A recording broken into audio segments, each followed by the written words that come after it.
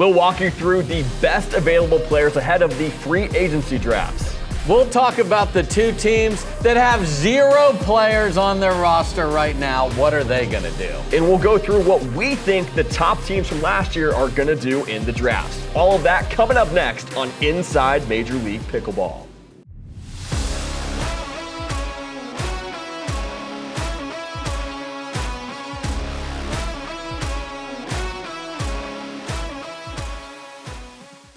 Welcome to Inside Major League Pickleball, your stop for all things MLP. I'm Will Daughton, joined by the voice of pickleball and former GM of the Carolina Pickleball Club, Dave Fleming. Dave, what's up, my friend? I am so excited for this week ahead. There's going to be so much strategy to talk about. What are these general managers going to be doing? We're going to break it all down right now. Let's go right into how the MLP free agency drafts will work, starting off with a dynamic bidding process. Dave, break that down for us. So unlike the NFL draft, where if you go 3 and 14, guess what? You're going to pick at the top. In fact, the NFL Combine is this week. You're looking at the players. Well, that is exactly what the Major League Pickleball general managers are doing. However, this is a bid for that top pick. So it doesn't matter whether you were great, not great, or whatever. The first pick is going to go up for bid. All of the general managers or owners are going to be in their war rooms, and they're going to be bidding like an auction, like Fort Worth for the cattle. Same thing going on here, and whoever ends up with the highest bid for that first spot can then pick whichever of the available players they want. This is wildly different than just all the other sports pro leagues go reverse order of the standings with maybe a little lottery in there for it. This is just put your money down and go get who you want. And you talk about the highest bid, Dave. There's no cap on that, but there is a minimum bid for each selection of $10,000. So every player, just to even fill out your roster, you've got to put some cash down as well. You do, and so what some of these general managers and owners have already done is made trades to put some more in the coffers there so that they can bring it. So that's what I'm going to be interested in seeing. Was this a cash grab with these trades, and now they're just simply not going to be using it, and they're just saying, hey, our P&Ls never look better? Or was it to set themselves up for this weekend? I can't wait to find out. What are 1 or 2 players that really stand out to you from this list? Well, I think everybody would be like, wait a minute. Are you kidding me that this is the list? Like, we didn't make this up? And the answer is no, we didn't. So first of all, when you look at what's available out there, it's wildly more availability on the male side because you have names that we're going to get through here. Let's start with the one that didn't even get drafted. What were you doing, general managers? QD is not eligible to be kept because nobody drafted him. He got picked up mid-year, so that made him ineligible to be a keeper. And he has a unique style. He likes to play the left side. So I think the big thing for fans to watch is this is sort of like the NFL draft in this way, in that do you need offensive lineman, wide receiver, cornerback? Same idea here. Do you need left side player, right side player? Do you need leadership? Do you need somebody that can drag you forward? And then obviously some of the teams need a male, some need a female. Some of you need both. That could be a problem. But so that's what I want to see. But Q wasn't even available to be kept. It's going to be interesting to see, do the ranchers go back and grab them back, or what happens there? I mean, Texas, they had a great end of the season, ended in 4th place, had a tough go in the second round of the playoffs. But Dave, you brought up a really good point about kind of the nuances of the draft strategy here, right? And I think last year, when you were the GM of Carolina, spent 840,000 draft points. Yep. Pretty much everyone knew at that point you guys were getting Ben Johns. But like you said, every team has different needs. They all have different bank rolls as well. And so when you're looking, when you see a bidding war, you could have one team who really wants to get that left side female and another team that wants to get that right side guy. Yep. So to have all of those nuances kind of going on where two teams could be wanting to spend a lot of money, but to fill completely different holes in their rosters, I think it's going to be super, super interesting. My pick for a male to watch, James Ignatowicz. Okay. He was very expensive to keep, would have cost DC Pickleball team $250,000 to keep him this year. probably did not live up to being a top 10 draft pick in terms of how he performed last season, has had a bit of a tough end to 2024 with his results on the PPA Tour. And I think he may play with a chip on his shoulder coming into this MLP season. Yeah, and I think just so everyone understands what you mean by that $250,000. So unlike other MLP seasons, you can actually keep players. You bid in a similar style auction draft last year in 2024, then you could keep the player for 50% of that number. So Jimmy was $500, now $250 to keep him, and DC said, no, I'm not keeping him, so he's available. You also have alpha males that got cut. Jack Sock available. Do you want the marketability and the potential upside there? Riley Newman, again, do you want this flashy player with experience? Where does he fall within what you want to do? I can't wait to see what's going on there. Then you have a couple of guys that are kind of on the rise, but weren't able to either be capped, that would be Noah Cliff, or just, I'm sorry, there's not enough seats on the bus. Augie Ga, you had to cut somebody, and Dallas cut him. So it's really interesting from the male's perspective what is going to happen there. But on the ladies' side, it is going to be a feeding frenzy because there is scarcity. So much scarcity. You look at the females that we have, there are only 7 females not currently on premier level rosters that played a single point on a premier level team last season, and only 4 of those, Dave, spent a lot of time on those rosters. Those are Kate Fahey, Vivian David, Leah Jansen, and Callie Smith. Which one of these players is most intriguing to you going into the draft? Yeah, I want to talk about all 4 of them, actually. Kate Fahey's the one that's most intriguing to me because I think St. Louis loves their team. In fact, I know they do. However, the rules stated you could only keep 3. They chose to keep the teenage superstars and the best captain in MLP and Anna Bright. I don't blame them for any of those choices, but Kate going first could be exactly what you talked about. Well, maybe another team is dying to get one of the fellas we just talked about. So what happens here? 2 teams are bidding like bananas to go first, and they don't even want the same thing. I think that may have happened in the past as well. So what you're looking for as a general manager is the pockets of value. So if we know in our war room that Kate Fahey, St. Louis is desperate, and we're good with Leah Jansen, then let them fight it out at first, and then we'll jump in. The other thing you have to be conscious of is the way this is going to work this year is that each of the 16 premier teams must fill out their roster of 4 before we get to players 5 and 6, which is a new thing this year. So you need to be tracking who needs a guy, who needs a girl, because you don't have to overbid on the way there if the teams all in front of you have already filled the gender you're looking at. So I think Kate's going to go very high because of the St. Louis situation. I think Leah is going to go very high because of the versatility. She can play right or left side, is a very good singles player. So those 2 are the ones that I'm really looking at. And on the other side of that, you've got Vivian David and Callie Smith as well. Vivian David had to be dropped by Orlando because they just brought in Lacey Schneeman. Didn't play as much in the second half of last year, maybe had some great results, had a mixed doubles title back in April with Thomas Wilson. I think she is someone who could provide a lot of value for a team at not a super, super high cost like you might see for Leah Jansen or Kate Fahey. Yeah, so Viv she was often this underrated player, and then she and Thomas Wilson just made this just eclectic, wonderful mixed doubles team. They played with such joy and passion.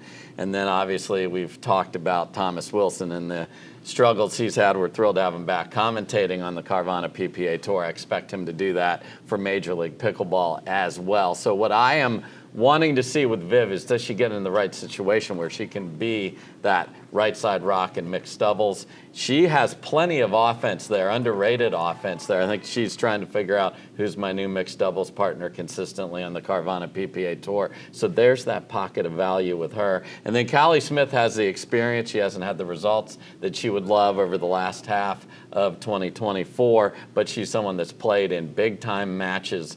And when you compare her to the rest of the list, there is a drop-off without question. You mentioned how few games of actual pro play on either the Carvana PPA Tour in a quarterfinal or in MLP exists. So these 4 ladies are definitely going to be the chosen 4. And the question I have is, are people going to be forced to overpay for them? Well, Dave, you mentioned one very specific word a few minutes ago, and that is marketability.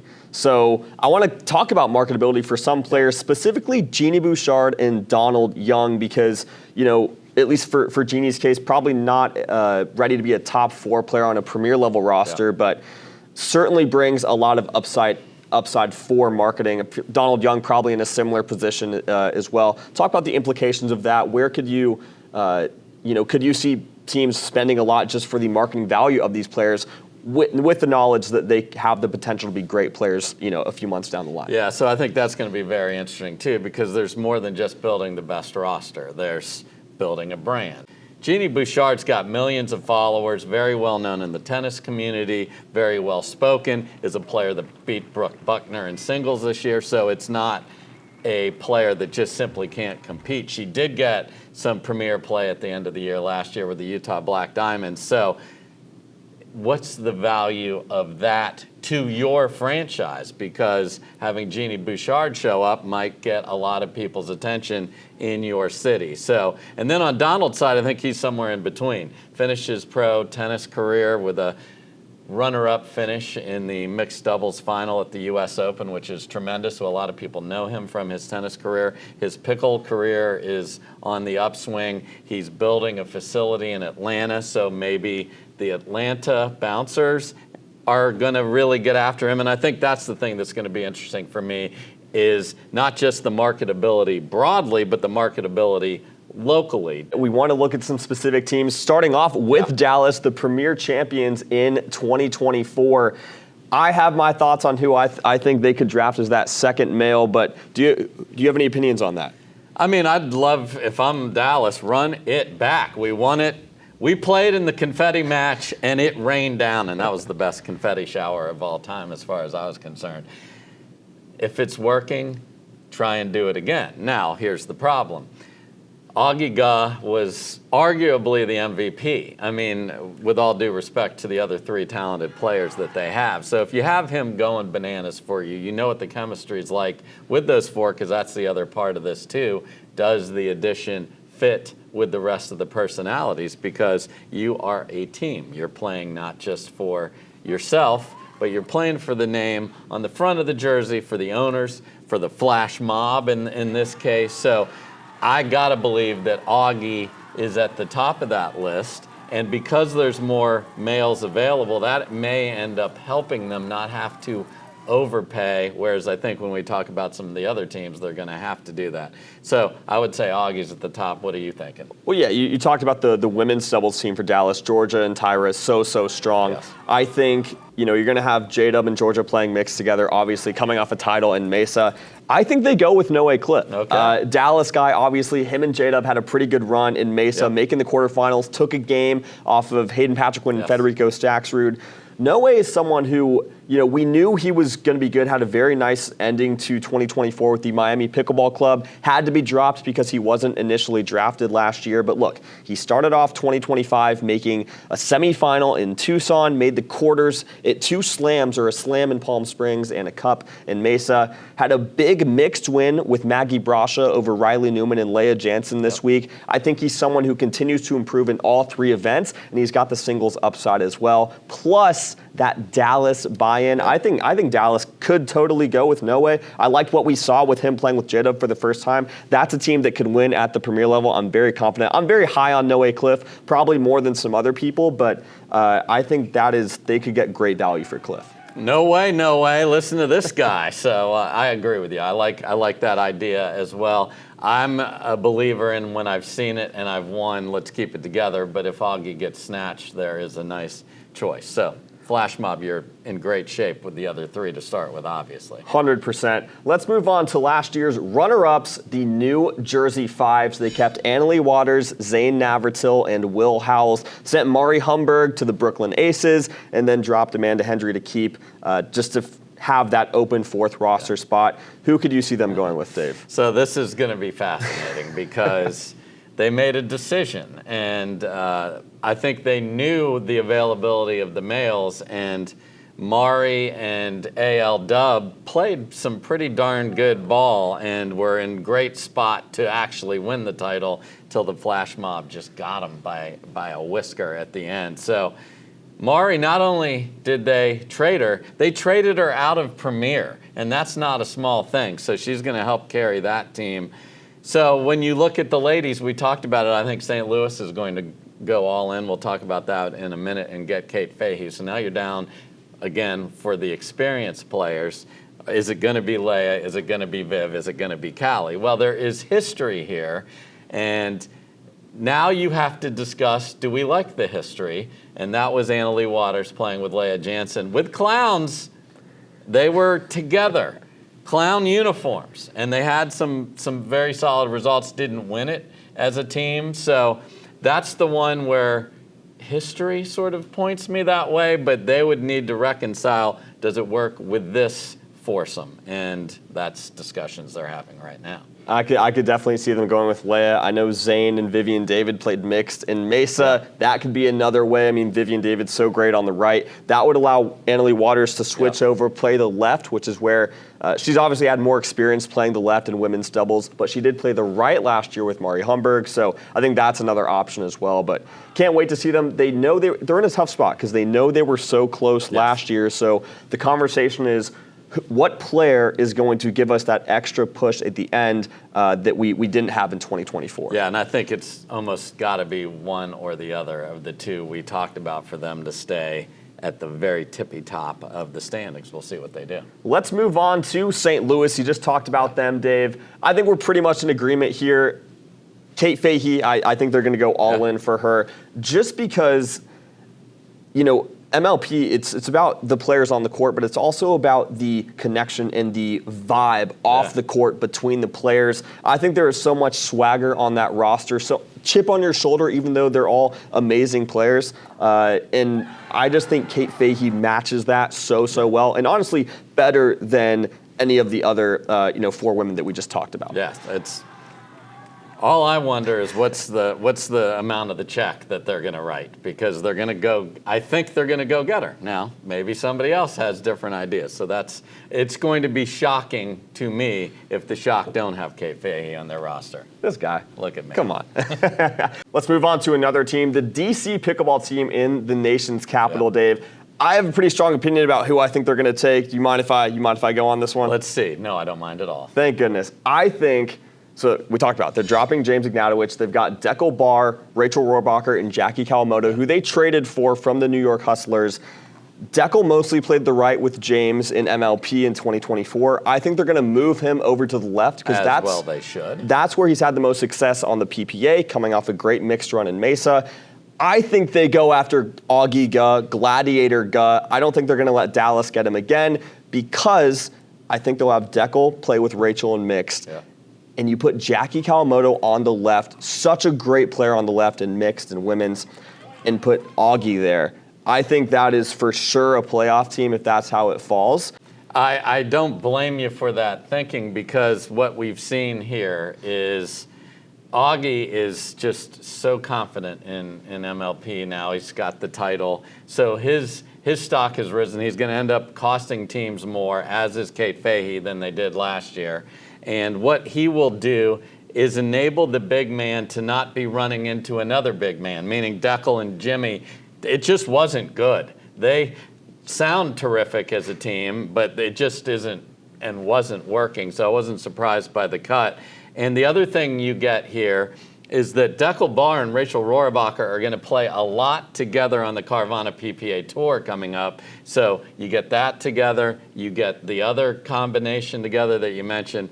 I love Jackie Kawamoto's game, so I love that trade that they made beforehand from the fire sale of the New York Hustlers. We'll see. We'll talk about them in a minute. So this is a team that's very dangerous. Playoffs for sure, maybe even get a bye. That's how good that team can be if they get the Gladiator. If they get the Gladiator, that's the important line there. But I think they have a great core just from the offseason. No, those three players are amazing. Excited to see what they do. Let's kind of go in the opposite direction. A team with no players, the New York Hustlers. I mean, we kind of talked about it last week. We did the breaking news show, but where do you even start if you have 6 spots to fill instead of just 3 or 4?